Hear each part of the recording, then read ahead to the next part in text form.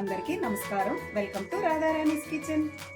ఇవాళ వీడియోలో మరో టేస్టీ రెసిపీని పరిచయం చేస్తున్నాను. హోటల్ స్టైల్లో ఎగ్ గ్రేవీ కర్రీ.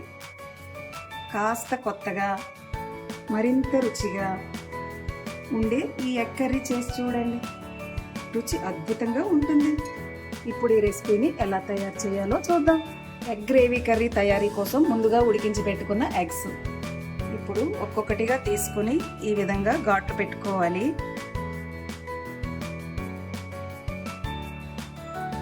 ఈ విధంగా ఘాట్లు పెట్టుకోవడం వల్ల లోపలికి ఉప్పు కారం చక్కగా పట్టుకుంటాయండి. ఇలా అన్నింటినీ ఘాట్లు పెట్టుకున్నాక 3 ఆనియన్స్ని తీసుకుని ముక్కలుగా కట్ చేసుకోవాలి. ఇప్పుడు ఒక పాన్ తీసుకొని తగినంత ఆయిల్ వేసుకోవాలి. కొద్దిగా పసుపు,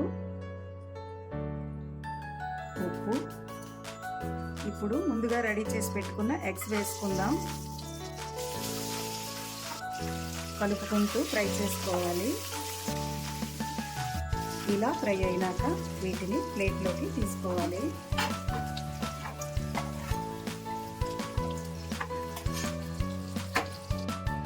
ముందుగా కట్ చేసి పెట్టుకున్న ఆనియన్స్ని వేసుకుని కలుపుకుంటూ దోరగా వేయించుకోండి. ఈ విధంగా ఫ్రై అయిన తర్వాత ప్లేట్లోకి తీసుకుందాం.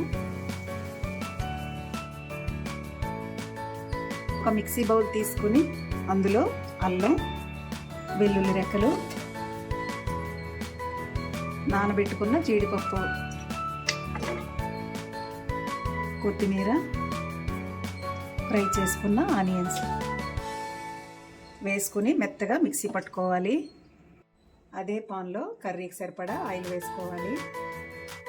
అందులో దాల్చిన చెక్క, స్టార్ అనాస, యాలకులు, లవంగాలు, మిక్సీ పట్టుకున్న పేస్ట్ వేసుకుని కలుపుకుంటూ 2 నిమిషాలు ఫ్రై చేసుకోవాలి. ఇలా ఫ్రై అయినాక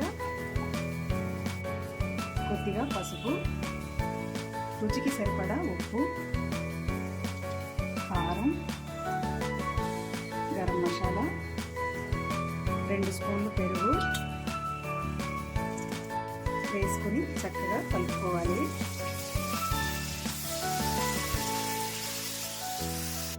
తరువాత కొద్దిగా వాటర్ వేసుకుని ఉడికేంత వరకు మూత పెట్టుకోవాలి. ఇలా ఉడికాక వేయించి పెట్టుకున్న ఎగ్స్ని ఒక్కొక్కటిగా వేసుకోండి.